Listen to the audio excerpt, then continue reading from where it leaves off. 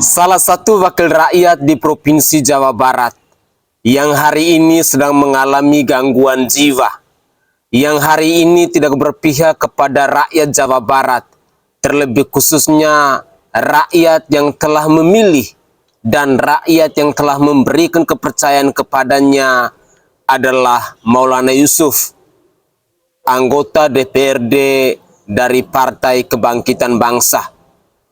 Kali ini Maulana Yusuf kembali bersuara bahwa pembangunan gapura perbatasan yang dicanangkan oleh Kang Deddy Mulyadi yang adalah Gubernur Jawa Barat itu dinilainya tidak berguna. Pemirsa sekalian, Maulana Yusuf Erwinsah, seorang anggota DPRD Provinsi Jawa Barat dari fraksi PKB, kembali menyampaikan pendapatnya terkait rencana Kang Deddy Mulyadi untuk membangun gapura anti maling di setiap perbatasan kabupaten dan kecamatan di Provinsi Jawa Barat itu. Maulana Yusuf melalui akun media sosial pribadinya pada hari Minggu 8 Juni 2025 mengatakan bahwa ia melihat para pejabat Pemprov tengah bersiap membangun gapura perbatasan provinsi. Rencana pembangunan bukan hanya gapura saja, termasuk adanya taman di samping kanan dan kiri gapura. Jika sampai dilengkapi dengan pagar digital sebagai antisipasi dari para pelaku kejahatan seperti yang dicita-citakan sang gubernur, apakah cukup dengan anggaran 25 miliar? Saya khawatir anggaran sebesar itu hanya untuk pembangunan gapura di tahun saat ini saja, ujarnya. Masih menurut Maulana Yusuf, di sekitar perbatasan itu terlihat cukup asri, dipenuhi oleh perkebunan dan pertanian. Jalannya cukup baik, bagus tanpa ada kendala atau masalah apapun. Bahkan karena perbatasan tersebut jauh dari tempat pemukiman penduduk, nampaknya tidak terlalu banyak masyarakat yang memanfaatkan akses perbatasan itu. Maulana Yusuf menegaskan, andaikan tidak dibangun gapura di perbatasan tersebut, tidak akan ada masalah apapun. Tidak akan ada mempengaruhi apapun, baik menambah penghasilan provinsi atau mengurangi masalahnya. Itu adalah statement yang diungkapkan oleh Maulana Yusuf yang adalah anggota DPRD dari fraksi Partai Kebangkitan Bangsa. Hari-hari belakangan ini, anggota DPRD dari fraksi PKB ini memang aktif untuk menyuarakan, aktif untuk memprotes, aktif untuk mengkritisi segala kebijakan dan program kerja yang lahir dari Gubernur Jawa Barat yang bernama Kang Deddy Mulyadi itu. Maulana Yusuf namanya. Saya secara pribadi menilai bahwa wakil rakyat yang satu ini agak kelainan. Beliau tampaknya lagi sakit jiwa. Setelah beberapa waktu kemarin, Maulana Yusuf ini nyinyir tentang efisiensi anggaran yang dilakukan oleh Kang Deddy Mulyadi. Nyinyir tentang dana hibah, di mana Kang Deddy Mulyadi mau menerapkan bahwa pembagian dana hibah di Provinsi Jawa Barat itu tidak bisa hanya diperuntukkan kepada mereka-mereka yang punya kerjasama atau terafiliasi dengan partai politik tertentu. Tetapi Kang Deddy Mulyadi menginginkan bahwa pembagian dana hibah itu harus diterapkan secara adil dan merata untuk semua yayasan, untuk semua pondok pesantren yang ada di Provinsi Jawa Barat. Tidak puas, kali ini Maulana Yusuf kembali nyinyir dengan program kerja KDM terbaru, yakni untuk membangun gapura perbatasan, entah itu dari Jawa Tengah dan Jawa Barat maupun dari Jawa Timur dan Jawa Barat ini. Pemirsa, inilah contoh-contoh pemimpin yang rasa sakit hatinya sudah akut. Contoh-contoh pemimpin yang merasa bahwa sumber-sumber untuk menghasilkan pundi-pundi rupiah itu telah hilang. Dan contoh-contoh pemimpin seperti ini, rakyat Jawa Barat harus mencatatnya, bahwa ke depan jangan pernah lagi memilih wakil rakyat yang pola pikirnya agak dangkal, yang kerjanya bukan mengutamakan kepentingan umum, tetapi dia lebih mementingkan kepentingan pribadi dan golongannya sendiri. Mari kita simak bersama-sama cuplikan video berikut ini. Jumat perintah, Sabtu udah langsung eksekusi, dikirim langsung dari provinsi guys ya. Ini sudah dikerahkan 30 orang dan ini sudah mulai bersih-bersih nih.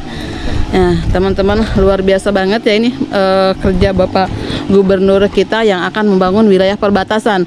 Keinginan beliau bahwa perbatasan antara Jawa Barat dan Jawa Tengah itu harus menonjol, harus ada ciri khas katanya begitu beliau ya. Bahkan beliau menginginkan perbatasannya seperti zaman dahulu kala perbatasan antar kerajaan gitu teman-teman. Ya lur, berita di perbatasan KDM erek ngebangun perbatasan Jawa Tengah Jawa Barat mirip siga gerbang kerajaan. Nah, perbatasan ieu nyaeta Sungai Cisanggarung anu perbatasanna Desa Tonjong Kecamatan Pasaleman Cirebon jeung Desa Cibendung Kecamatan Banjarharjo Barat Kabupaten Brebes.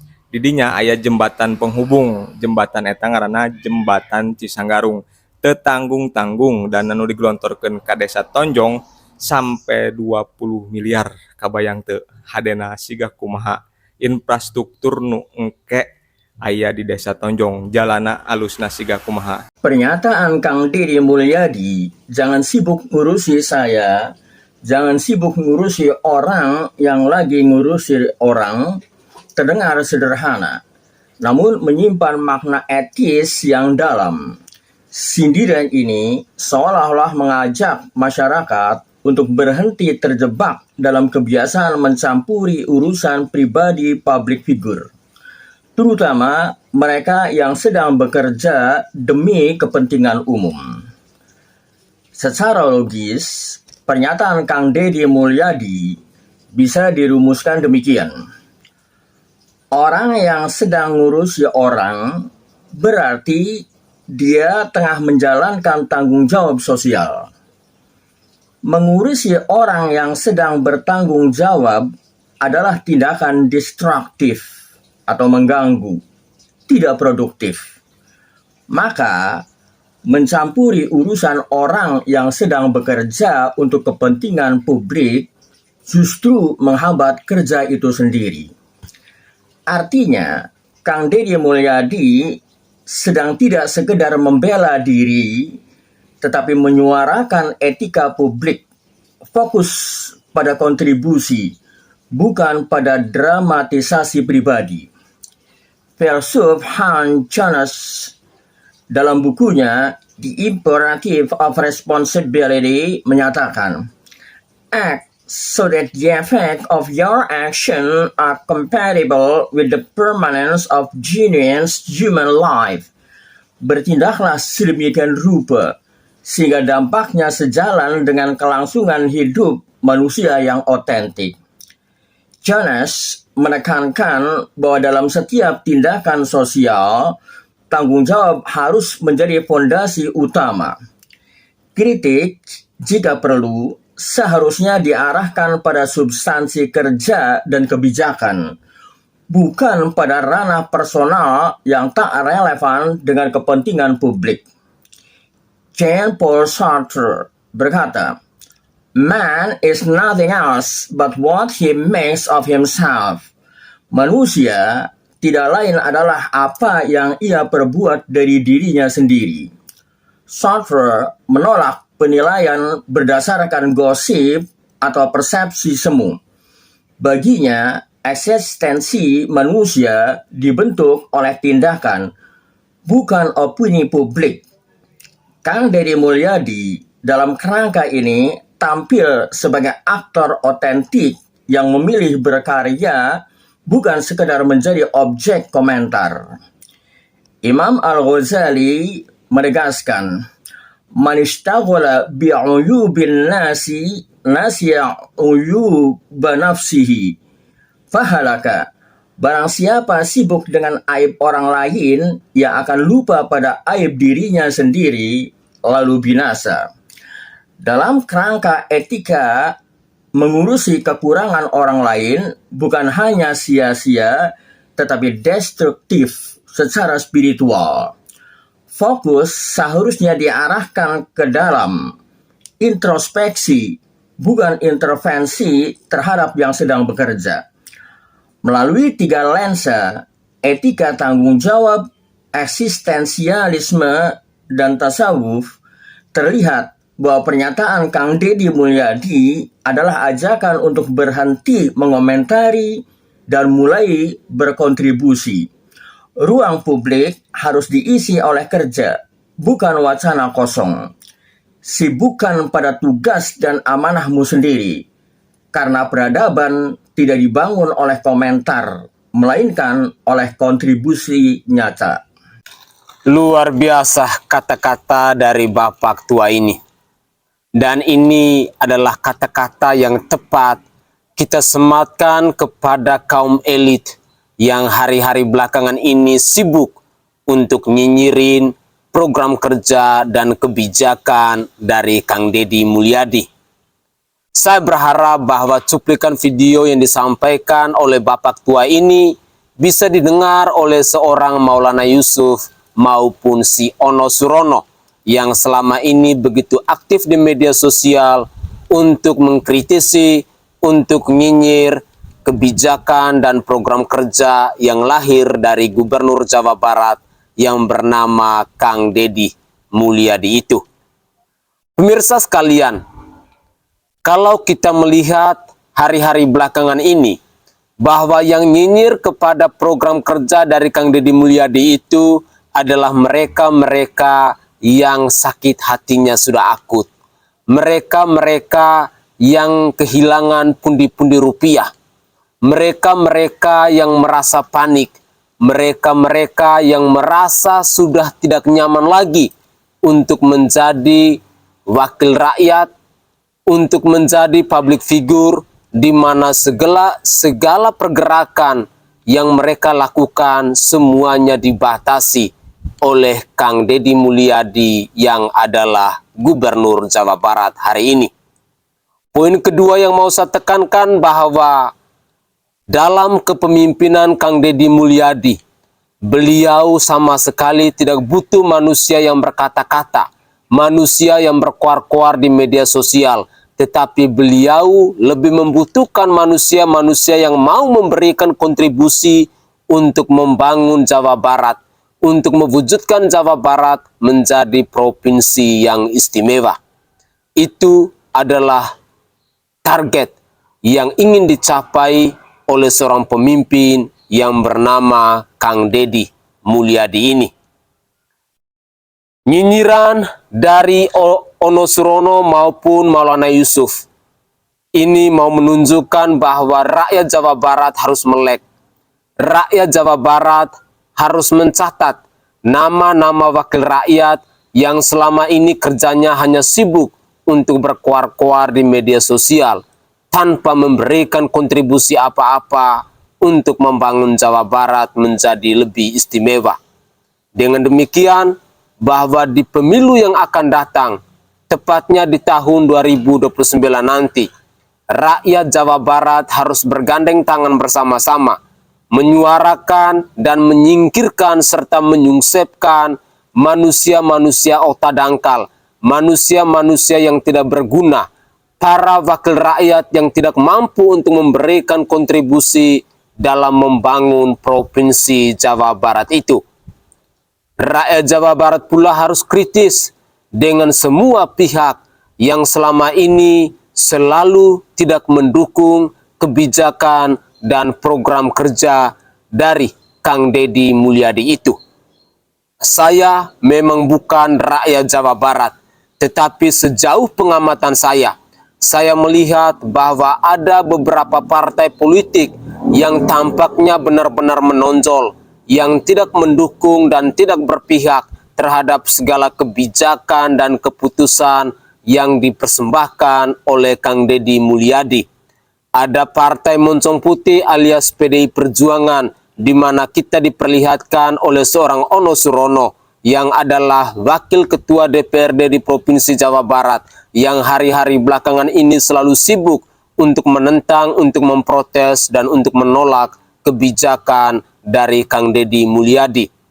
Ada Partai Kebangkitan Bangsa di mana seorang Maulana Yusuf hadir dan sefrekuensi dengan Ono Surono. Ada juga kader-kader PKS, ada juga kader-kader dari P3, serta ada juga partai-partai politik yang selalu saja berusaha untuk menolak, untuk menyingkirkan Kang Deddy Mulyadi yang adalah Gubernur Jawa Barat itu. Pemirsa sekalian, semoga saja cuplikan-cuplikan video yang saya persembahkan kepada pemirsa dalam konten saya kali ini, khususnya kepada rakyat Jawa Barat, dapat berguna, dapat bermanfaat, dan dapat dipergunakan sebagai bahan referensi untuk menunjukkan bahwa di tahun 2029 nanti, partai-partai politik yang tidak memberikan kontribusi dalam membangun suatu daerah, dalam membangun Provinsi Jawa Barat, hendaknya partai-partai politik yang tidak berguna itu dinyungsepkan saja. Pastikan bahwa di tahun 2029, partai-partai politik yang tidak berpihak kepada pemerintah, partai-partai politik yang tidak mau mensejahterakan rakyatnya, partai-partai politik yang hanya mau bekerja untuk kepentingan pribadi dan kesejahteraan partai politik mereka sendiri, wajib hukumnya rakyat Jawa Barat harus menyungsepkannya itu. Semoga saja cuplikan video ini bisa bermanfaat buat kita semua, dan dari lubuk hati yang paling dalam saya menyampaikan permohonan maaf bila ada tutur kata atau buah bahasa saya yang tidak berkenan di hati para pemirsa sekalian. Saya Sainai dari Provinsi Nusa Tenggara Timur. Saatnya kita yang rakyat jelata harus berani untuk bersuara. Salam hormat, salam NKRI, dan salam Pancasila untuk kita semua.